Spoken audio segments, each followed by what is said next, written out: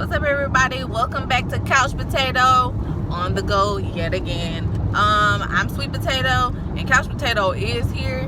He is driving, but he won't be. Well, I guess he can chime in if he want to. But today, first of all, it's our 2-year wedding anniversary, so shout out to us. Secondly, we are on our way to, what is it, like a screening, sneak peek, if you will. We're going to see a movie before it comes out. It comes out in a couple of weeks. It comes out this weekend. No, it doesn't. No, it does not. It does not come out this weekend. Anyway, it come out like 2-3 weeks. Anyway, so we're gonna go do that. Anyway, so this month, this is October, right?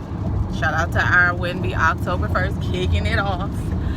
We are going to be watching as many horror movies as we can, whether they be on Netflix, Hulu, or Amazon Prime, and we chose those locations so y'all would be able to go find them and watch them as well.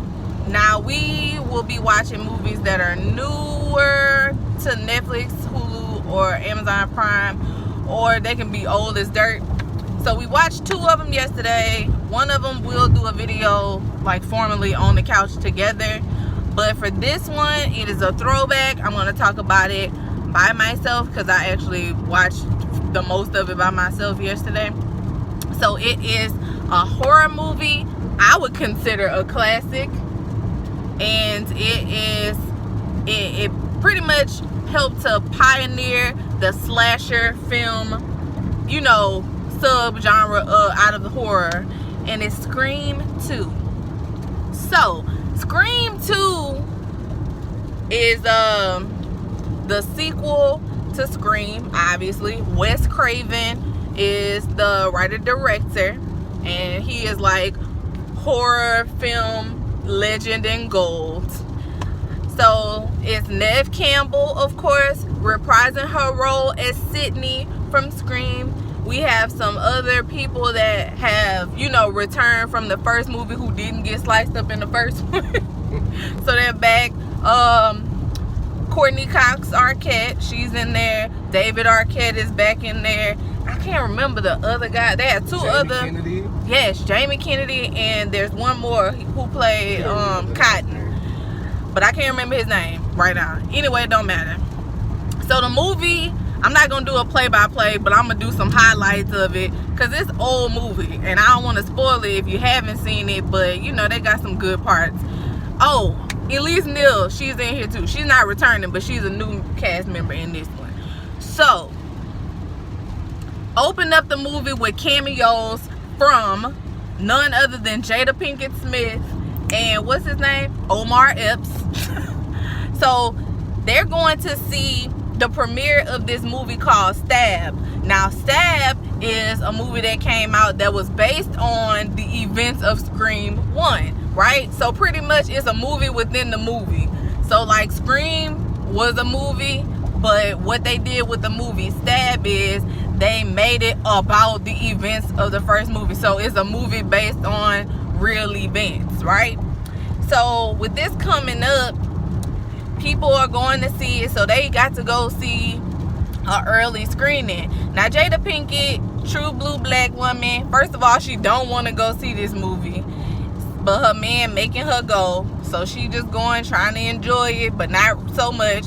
2, she talking about all the stupid stuff that's happening and all the stuff she would and would not do, right? So she get kind of scared, but she leaves out to go get popcorn and a drink or whatever. But then when she comes back, her boyfriend scared her with the little Scream mask, because they handed all of the Scream masks and the little Ghostface outfit and Ghostface mask out to all of the moviegoers as some type of promo stuff. And I was like, you could tell that this was late 90s, early 2000s, because ain't no way in a movie theater this day we gonna hand out masks. We trying to see everybody that's coming in, like, and they had fake knives and everything, and you know, like, that's not something that has grown with the times, let's say that. Like, that part didn't age well. But yeah, anyway, Jada Pinkett, her boyfriend tried to scare her with the stuff. He ended up going to the bathroom. He dies. So black man dies first. That was a cliche that Wes Craven kind of kicked off. I think. Don't you think? Couch Tomato did a video on that actually. That is not prevalently true, but in this movie, it actually did happen. True. Yeah, like the black man died first, and then the black woman died second. Yeah, so majority of the black people died. But it's not a real horror movie trope, though. The phrase is a trope, not the real thing. Right. So they ended up dying, and then they wound up on the news. So then Sydney, you know, she's like kind of nervous, wondering if it's like kicking back up or if it's like just a copycat trying to use this movie to do, you know, crazy stuff. Anyway, we go on through the movie, and of course people start getting sliced and diced left and right. Now granted, for me, I seen this movie of course a long time ago, but you know, when you haven't seen something in a while, you don't necessarily remember all the plot points and all of, you know, what, you know, who the killer is and stuff. You don't necessarily remember. But literally, if I had never seen this, I would be able to tell you exactly who the main killer was. Like when it came on and they had like, I think it was 2 or 3 scenes in, and they were in a classroom. It was a film class, and they were talking about sequels, and they were talking about the Stab movie and all of that stuff. And they talked about the murder that happened, and they were like, well, you know, sequels always suck, blah blah blah. And they started getting into this whole conversation, and in that classroom I was like, this dude the killer. It's obvious, like he looked like a killer, and that sucks to say, stereotyping, but he looked like a killer, period. And sure enough, he was, but he had an accomplice that was kind of a twist. To me, it was a twist on Jason, because spoiler alert, in the first Jason movie, Jason Voorhees was not the killer. In fact, his mother was the killer. So in this case, it was a play on that. And the killer from the first movie, well, one of the killers from the first movie, of course he died because Sydney killed him. But then in this movie, his mom was the accomplice to the other killer, which she turned out to be the overall killer. Spoilers. Anyways, to watch it, it was more comedic than anything else, but at the same time, like, it still was a good rewatch. I feel like y'all would be entertained by it. Like, they got good quality jump scares in it, not the type of jump scares that we have now. I mean, granted, they have the fake out jump scares, but the thing about this movie is it was one of the first to do it, so it don't seem so like formulaic. You know what I mean? Like, the new horror movies are very formulaic. Like, the music extra dark. We know, like, there's gonna be a boom or a jump, like, in this moment. In this movie, the balance between the music and the action on the screen was really good. Like, it kind of made it off-putting. Like, sometimes you could kind of feel like something's gonna happen, but that's just because we as humans have instincts, right? Some people have better instincts than others, clearly by the horror movies. You could tell. But yeah, also other notable cameo was what is his name? He just divorced Gina. Dwayne Martin. Him. He was in it.